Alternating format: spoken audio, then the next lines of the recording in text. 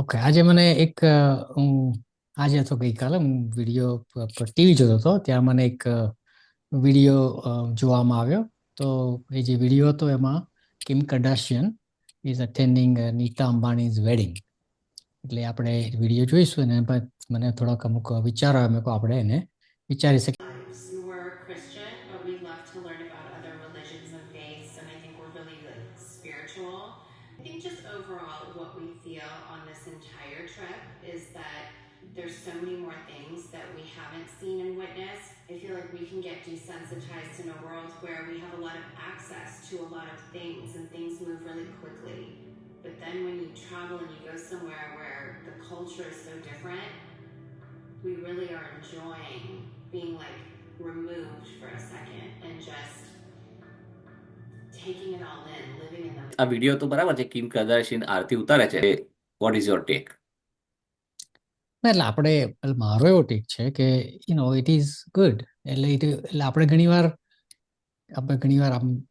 આપણે જેમ પોલે કહ્યું ઘણીવાર, હવે એને બંને રીતે ઇન્ટરપ્રિટેશન કરી શકીએ કે ભાઈ પ્રસાદ ખાઓ કે ના ખાઓ.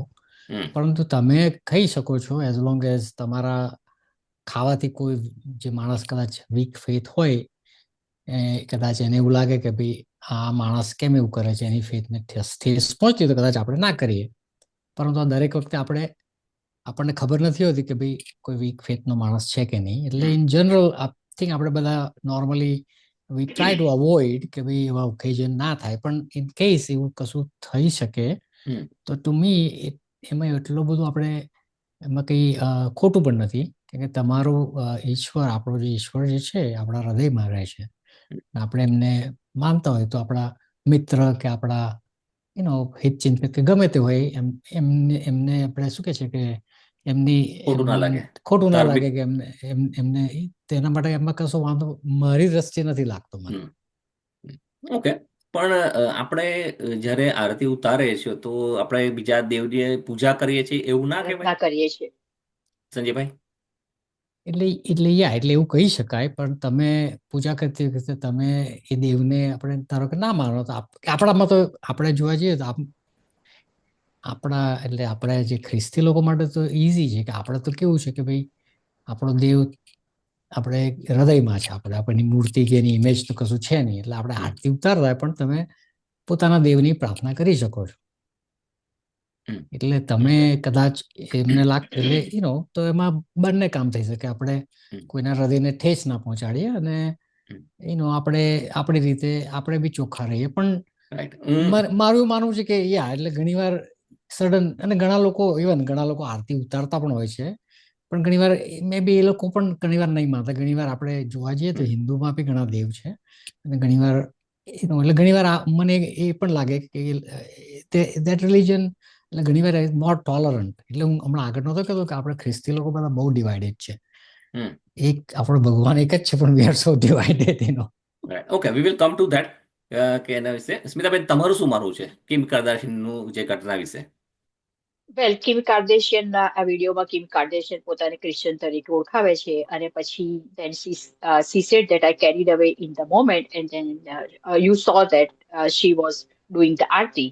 અને એનો એ બહુ સરસ રીતે એની બેન કહે છે કે અમે તો બીજા કલ્ચરને ઓળખી રહ્યા છે. જેમ સંજયભાઈ કહે છે ને કે બીજા કલ્ચરને ઓળખી રહ્યા છે, પણ બીજા કલ્ચરને તમે ઓળખી શકો છો, તમે ના પાડી શકો છો કે મને ક્ષમા કર, હું તારી લાગણીને દુભાવું છું, પરંતુ હું આરતી નહીં કરી શકું. તમે બે હાથ જોડીને ક્ષમા માંગી શકો છો, કારણ કે તમારા મિત્રની લાગણી ઠેસ પહોંચે એના કરતા યાદ કરી લેજો જે ક્રૂસ ઉપર મરી ગયો, બરાબર, એ કોણ હતો? એ પરમેશ્વર હતો અને એને કેટલા સોળ ખાધા તમારે માટે, બરાબર? તમારી મિત્રની લાગણી કરતા ઘણે અંશે વધારે છે. એટલે મારી પોતાની દ્રષ્ટિએ તો એવું માનું છું કે be firm and say politely that I cannot do that. Okay, કારણ કે હું પ્રશ્ન એ છે કે એ રાઈટ એટલે એ કર્યું એ સારું કર્યું, એટલે ખરું અને ખોટું વચ્ચેમાં આપણે સવાલ એ છે કે એ આપણે શું કરવું તો પાછળનો question. શું એ આરતી ઉતારી શકાય આપણા એક ખ્રિસ્તી તરીકે કે ના ઉતારી શકાય? સ્મિતાબેન. ઇટ ડિપેન્ડ્સ, કારણ કે આપણે જ્યારે એની બહુ વર્ષો આપણે જૂના કરારમાં બી વાંચીએ છીએ કે જે પેલા નામાનને સાજો કરવામાં આવ્યો ત્યારે નામાને કીધું કે રાજા સાથે જઈશ અને આરતી ઉતારીશ તેમાં મને તમે માફ કરજો. Are we ready to say to God that God, I have done mistake or I have કારણ કે ઈશ્વરે બહુ સ્પષ્ટપણે સેકન્ડ કમાન્ડમેન્ટ છે મૂર્તિ પૂજા ન કરવી. એટલે મારી દ્રષ્ટિએ તો નથી યોગ્ય અને શક્ય હોય ત્યાં સુધી તમે પણ કોઈને ખુશ કરવાના કે કોઈની લાગણી દુભાવવામાં કારણ કે એ રાઈટ એક ઓકે પગથિયું છે. તમે નામાન કોડિયાની વાત કરી પણ નામાન યહૂદી હતો કે ખ્રિસ્તી હતો કે એ બીજો હતો કંઈક વોઝ હી જે નામાન કોડિયાની જે વાત કરી he became Jew after he got હીલ્ડ શુદ્ધ healed. Yes. ઓકે અને એને કીધું કે હું કોઈને આજ પછી હું કોઈ પણ પ્રકારનું અર્પણ ચડાવીશ નહીં પરંતુ એક જ અર્પણ જેમાં મારે રાજાની સાથે હાજરી આપવાની હોય છે અને હું જોઉં છું ત્યારે હું એ આરતીમાં એ મૂર્તિ પાસે હું ઊભો રહીશ. પણ એટલે ત્યારે પાર્ટ નહીં ઈશ્વર લઉં પણ એને આઈ વિલ ગ્રાહ્ય બી ના ધેર કરશે. But I will not be taking હા participation any no but I will participation go there.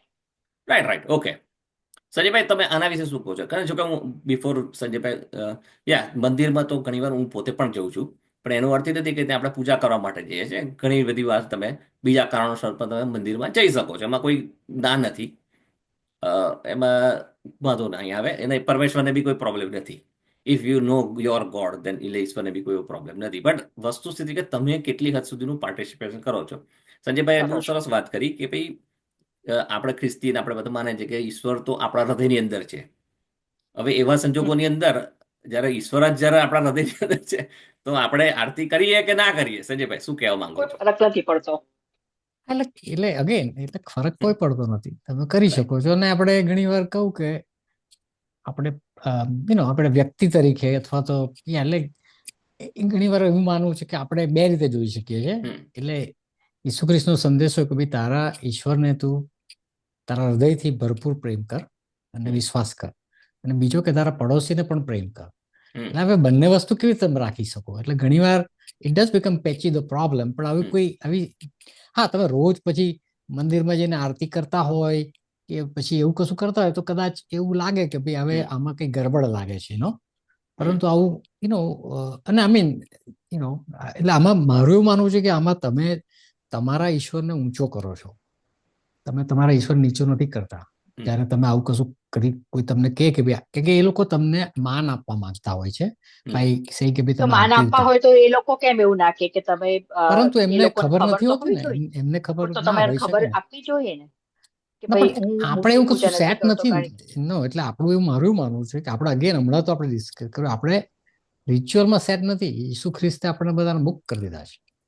હા તો પછી આપણે રિચ્યુઅલ માં સેટ જ નથી તો પછી મૂર્તિ પૂજા આપણે અડકતી પણ નથી એટલે આપણે આપણે તો કરીએ કે નથી ના જ કરીએ. કરતા આ તો આપણને કોઈ કહેવા માંગે છે ત્યારે આપણે કશું હા તો કરવું પડે એમ આપણે બહુ વિનયપૂર્વક ના પાડી શકીએ છીએ. એટલે ના પાડી જેને ના પાડવી હોય તો ના પાડી શકે છે આપણે બંને રીતે તમે કશું બંને ખોટું નથી કરતા રીતે છે.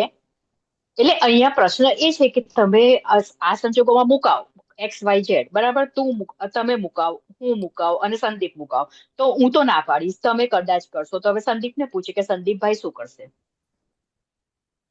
આ તો પ્રશ્ન કિમ પેચીદો છે કાર્દાશિયન પ્રશ્ન પેચીદો પણ વાત એવી છે કે અત્યારે ચર્ચાનો વિષય જે છે એ છે કે કિમ કાર્દાશિયને જે સાચું કર્યું કે ખોટું કર્યું એ મુદ્દો છે.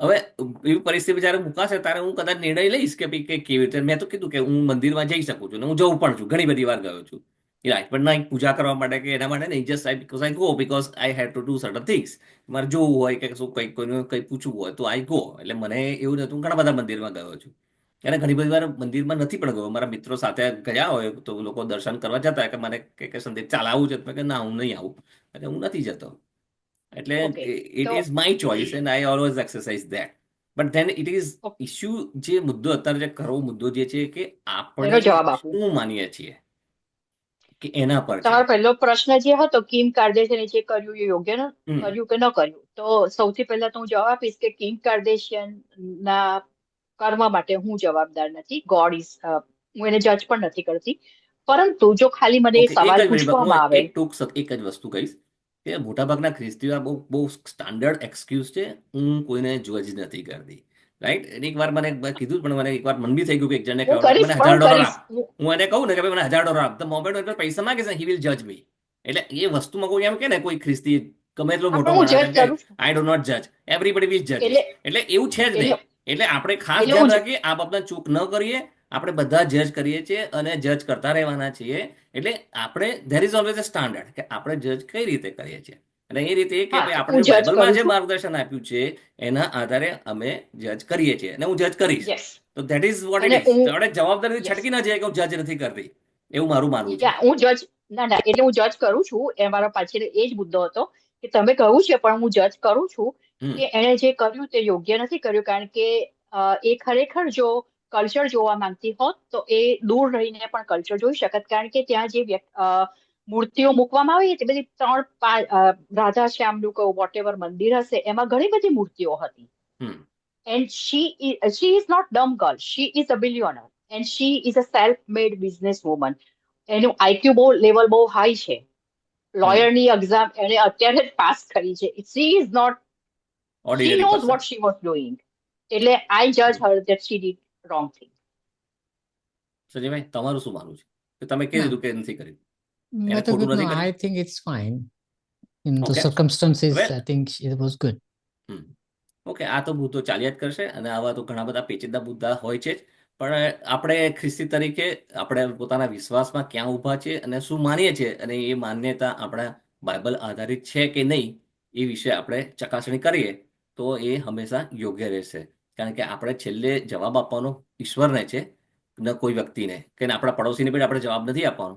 આપણે જવાબ આપવાનો છે પ્રભુ ઈસુને, પરમેશ્વરને, કે ભાઈ જે સાચું શું હતું ને ખોટું શું હતું. એટલે આપણે પ્રાર્થના કરીએ કે પરમેશ્વર આપણને સદબુદ્ધિ આપે, વિવેક બુદ્ધિ આપે, નોલેજ, કે જેથી કરીને આપણે ડિસર્ન કરી શકીએ સાચું શું ખોટું શું, અને આપણે એના માર્ગમાં કાયમ રહીએ, એના વિશ્વાસમાં કાયમ રહીએ અને બીજાને માટે પણ આપણે એક સારું ઉદાહરણ પૂરું પાડનારા બનીએ બની શકે. એવી પ્રાર્થના સદા કરીએ અને એવી ઈશ્વર પાસે આપણે માંગ કરીએ.